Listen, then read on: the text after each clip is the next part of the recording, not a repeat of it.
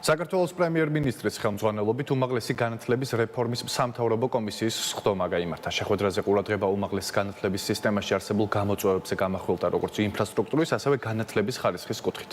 მთავრობის მეთაურმა ხაზი გაუსვა ქვეყანაში საუნივერსიტეტო განათლების სისტემის თვისებრივად გარდაქმნის მნიშვნელობას. კომისია უახლოეს პერიოდში შეიმუშავებს კონცეფციას, რომლის საფუძველზე შექმნილ სტრატეგიას უმაღლესი განათლების რეფორმა დაეფუძნება.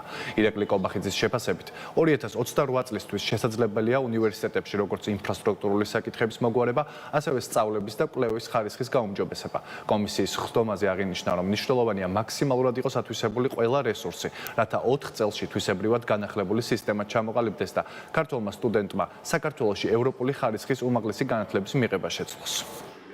ჩვენ გავაკეთეთ პრეზენტაცია არსებული სიტუაციის, მათ შორის როგორც დაფინანსების ჭრილში, ასევე რეალობის აღწერა, მოცემულობა რა გვაქვს უმაღლეს განათლებაში. დავაიდენტიფიცირეთ ყველა გამოწვევა, რომელიც უმაღლეს განათლებაში დღეს არსებობს საქართველოში. მთავარი სტრატეგიული მიზანი გახლავთ ის, რომ შევქმნათ მაქსიმალურად საუკეთესო პირობები უმაღლესი ხარისხიანი განათლების უზრუნველყოფისთვის, რათა სტუდენტებს ჰქონდეთ ეს განათლება მაქსიმალურად უზრუნველყოფილი.